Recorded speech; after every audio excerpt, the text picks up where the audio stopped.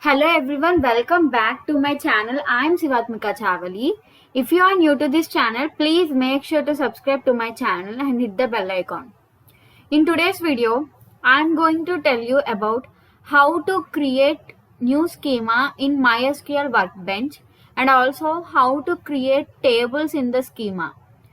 Now let's get into the video and also let's discuss some basic conditions to select the tables like by using where class also. So let's get into the video, and this is the MySQL workbench. Let's connect to this one localhost. Now the localhost has been connected here. Here you can see previously I have created the schema. Now let's delete this one. This is the schema. Now these are the schemas, right? One is sys schema, this is system schema, and another one, this is the schema that I have created previously. Now I am going to drop this one. Drop in the sense completely deleting this one from our database. Now here you can see the drop schema. Now let's drop this schema. And you will get a pop-up box like permanent deletion. So the schema has been deleted, right? Here you can see there is no schema present here. Now let's create a new schema. At first I have explained you like I dropped the schema. Now I'm going to again create the schema. For this, here you can see here create a new schema in the connected server. Now let's click on this one. You can see a box is appeared like this, right? Now here you can name the schema. Let's name the schema as let's name the schema name as Mona, right? Now this is the schema name. Let's apply this one. Now you can see the SQL script here. This is the create schema Mona. Now apply this one. Now you can see the schema has been successfully applied to our database. Let's finish it. You can see here sys schema and Mona schema. This is the schema that I have created now. You can see tables, views, stored procedures, functions in this schema, right? Now I have explained you how to create a new schema. If you want to create another new schema, means again you need to click on this one, and again let's name it another schema name as let's name schema 2. Let's name it as schema 2. This is the another schema for us. You can give any kind of name, okay? Now click on apply and you can see the schema has been created. Finish it, and you can see here schema 2 has been appeared, right?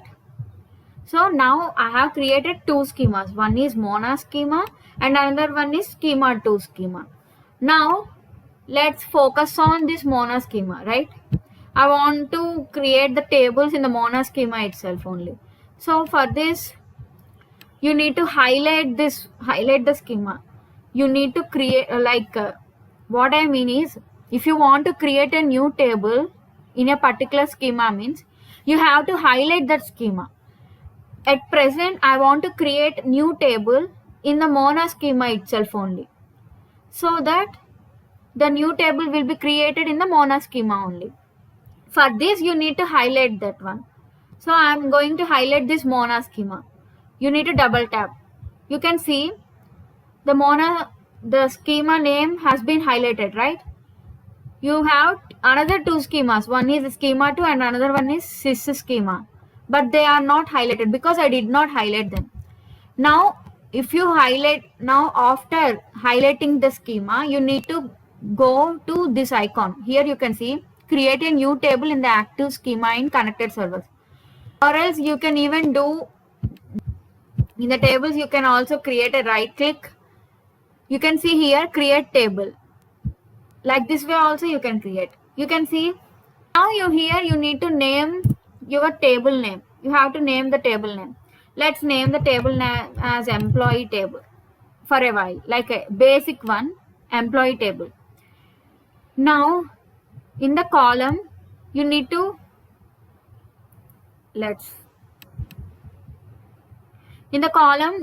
click, double tap this one, so that you can add the values in, like add the column names into our table. Let's add column name as employee ID. Let's give employee ID and it is an integer type. Now I am keeping my employee ID as a primary key and it should be not null constraint. That means the employee ID should not be 0, right? Next one, I want to give next column name as employee name. I want to give employee name and it should be var character. Data type is var character. Now I am giving this not null. That means employee name should not be empty like a null, right? It should not be null. Now I am giving another field name, another name as let's give employee age. Let's give employee age, emp age, and this also should be not null, and this should be age should be in integer data type, right? Age can't be varchar, so it should be integer data type. Now let's give it's enough for a basic one. It's enough. So I am giving only 3 field names. One is employee ID, employee name, and employee age, right? Now here you can see, click on apply button. Now you can see the script, SQL script here. Now you can click on apply. So you can see the table has been created. You can see if you click on table, you can see employee table has been created. If you click on mark, you can see the field name has been appeared, right? Employee ID, employee name, employee age, in which we have given. Now we need to insert values to our fields, right? For this you need to double tap this one, like double tap this one, and now the cursor will be appeared. Now you need to give the values. Let's give 01 as employee ID, employee name as Ryan. Let's give some name. Employee age, let's give 21, and the employee ID next one is 02. Let's give some names. Gosling 22, employee ID 03. Let's give John 22, 20 is 04, Anna 21, and the next one, let's give 5 records into our employee table. Emma, and let's give 21. So these are the records that I have added into our table, employee table. After entering these values, click on result. Click on apply. You can see the SQL script, and now apply this one. So the records has been inserted into our employee table. Now let's see. You can see our records has been inserted. This is the table creation, and this is the this is how to enter values into our table. Like this we need to do. And if you want to create another table, means you need to do the same process that we have done before.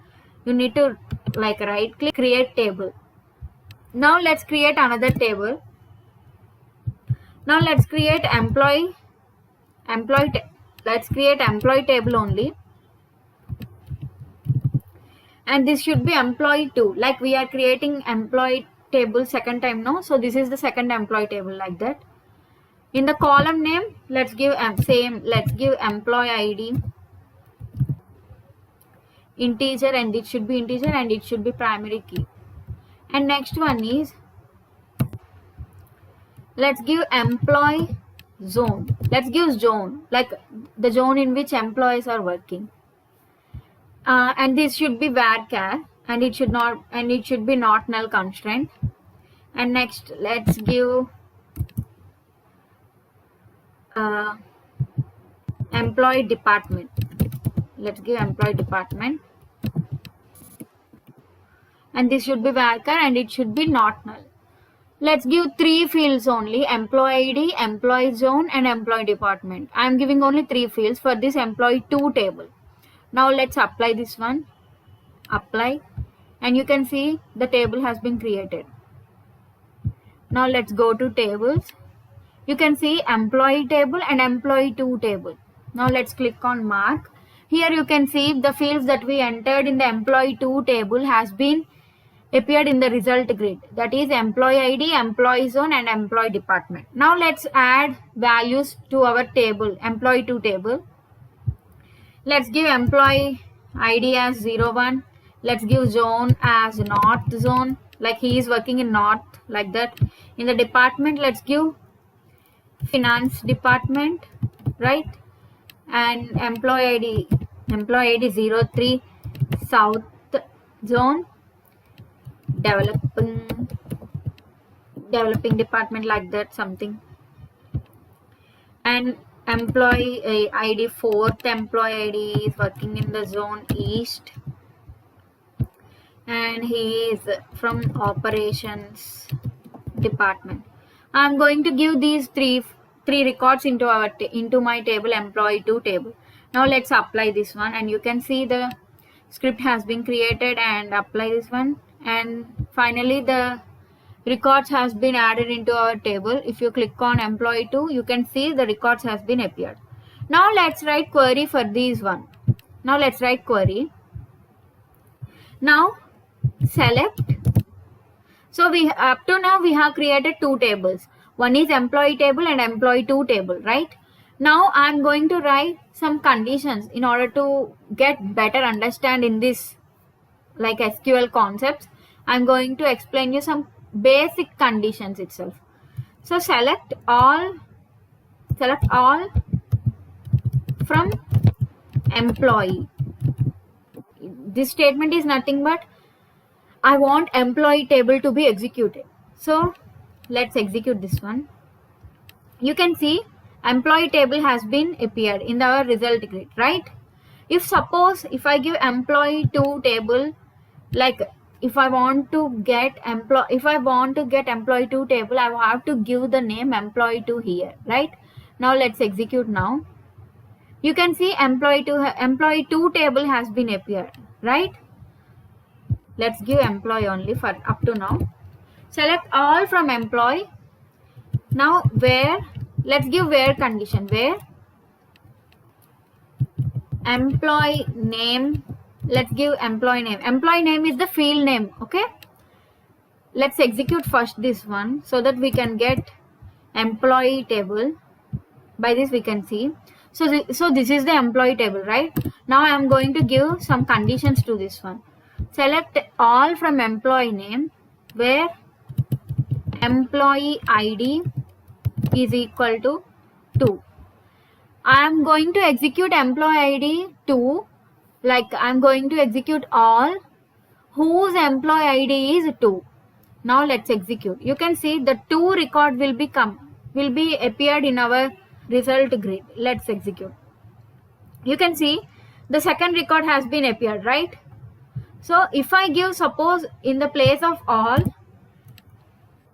select employee name. If I give select employee name, I want employee name from the employee table whose employee ID is 2. Now let's execute. So the employee ID number 2 name is Gosling, right? This is the definition of this query. If suppose I want employee name and also his age, I want the second employee ID, the second number's name and also his age. If I want like this, means you will get employee name and also employee age in our output, right? Hope you all understanding this one. So this is the basic concepts. Now if suppose I want, now let's go to the second table.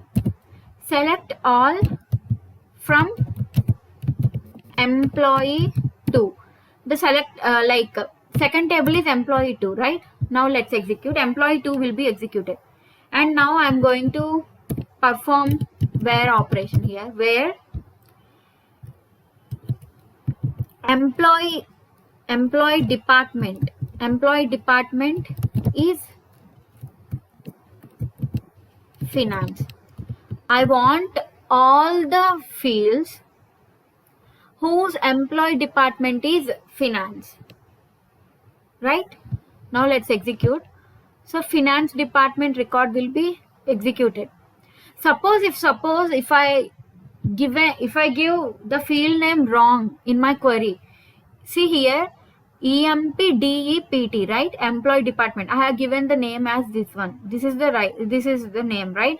If I remove the T here, like EMPDEP, I have given this one only.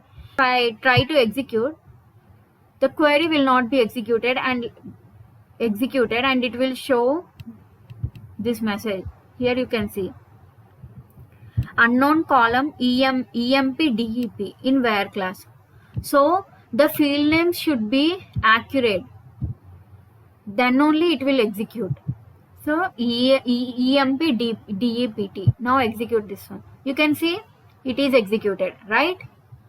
Now I want employee zone whose employee department is finance. Select employee zone. You need to select employee zone. The field name and here you in the query that has to be match. Okay. If it didn't match means we will get error in our query. Now let's execute. So the employee zone will be appear, right? Here I am giving only employee zone. I want only employee zone whose employee department is finance. So employee zone has been executed. Employee zone. Now, so these are the basic conditions to work on with the tables in tables by using SQL. In the next video, I will explain you the joins, like how to join two tables by using join conditions. So please subscribe to my channel and also hit the bell icon so you will get the notifications. So up to now, this is all about the video. In this video, I have explained you how to create the new schema in our database and also how to create a table in our database and also some basic conditions to grab the tables, like I explained you the all and where conditions, like some basic conditions in this video. So now if I want to delete this schema, you can also like a double click drop schema. So entire schema will be dropped now. So you can see that the schema has been dropped. So this is all about this video. Thank you for watching. Please make sure to subscribe to my channel. In the next video, I would definitely explain you the join conditions, how to join two tables. So thank you for watching. Please make sure to subscribe to my channel.